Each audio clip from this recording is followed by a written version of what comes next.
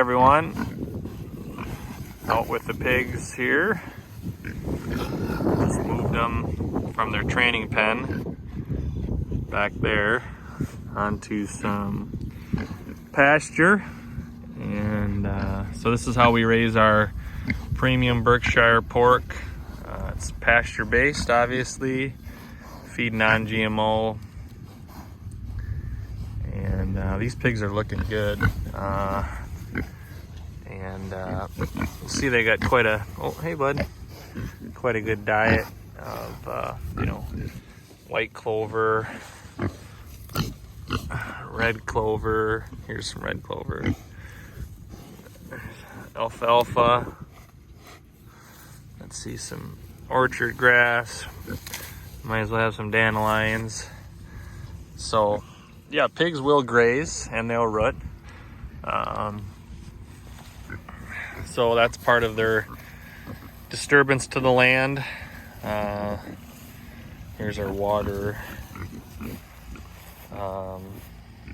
So this was their training pen.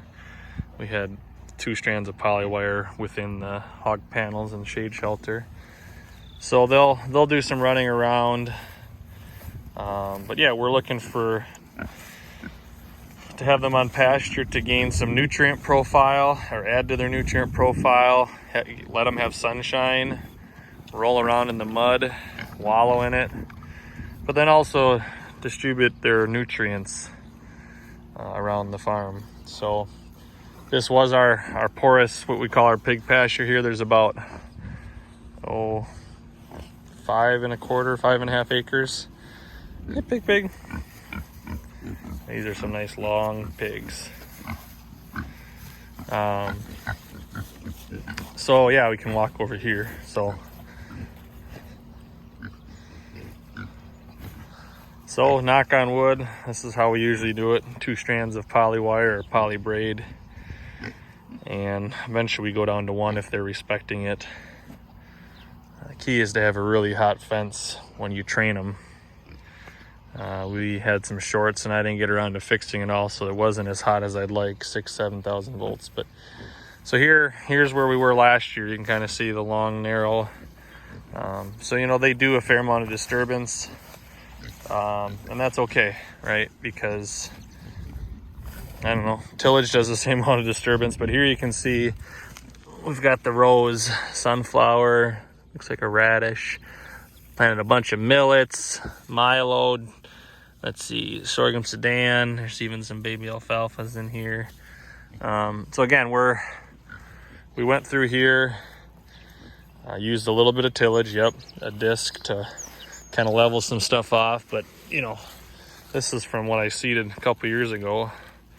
That would be way back against the corn there. We ran pigs 2020, 21, and then 22 across here. So here you can see right where electric fence went. So again, here's our permanent 5-strand fence with a water line underneath it. So we'll see what this all does. But again, we planted a variety of grasses, legumes. Here's an alfalfa plant. Here's buckwheat. Of course, you have the red root pigweeds and water hemps. And my perspective has changed on that. If you have grazing animals, are they really a concern? Here's some that came through from the latent seed bank. So here's just where our water is. I can show you that quick. So nice quick couplers here. So when that goes, you can have this go to a float on a tank, or we just have that big cattle water or pig water. But pretty nice system. Yeah, so here you can actually see where we had a few bales, so the nutrient explosion. So we're trying to do some things different. Got some Canadian friends here. Look at, but beautiful day here. I think it's only supposed to be a high of like 78 or 80.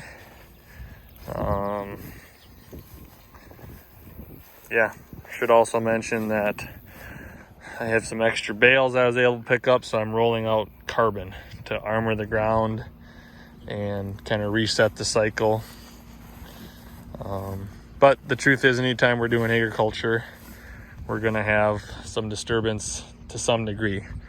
Maybe that's not much, maybe that's a fair amount, but again, what's our context? That's the key soil health principle. So here, I just thought I'd show you here. This is, we've been blessed with some rain now. I don't know if the kids have filled this up, but we got just shy of 2 inches about a week and a half ago. That really was a wonderful deal. So even with good silt loam soils. So that's kind of what we're doing. I'll walk down here with you. But beautiful day, like I said. Really enjoying teaching the next generation about farming, getting our animals out on the land. So we have, I think it's about 18, 19 total kids, but 5 of them are mine, or ours, Chrissy. So here's our neighbor, she's doing some grading, but here's a strip where I left it. Basically a habitat strip. So we took hay, but letting all this go to seed for lots of different reasons. One, so the fawns and the turkeys have some place to kind of hide out, even though they're now susceptible with all the forage taken. But also we're going to add some things to the latent seed bank. And it's amazing, up on a couple of the strips way up here, there were so many birds that maybe got flushed out of here and they re-nested in here. There's like a series of them that nested in a 15-foot wide strip of grass. And so again, trying to think outside the box, manage the resource. You know, there's an adage, if you build the habitat, they will come. Well, that's what we're trying to do. We're trying to leave some things, not take it all.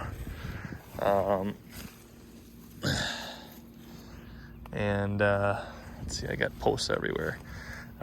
With that, I guess we're gonna quick sign off. So have a blessed day, everyone, and we'll catch you on the next video.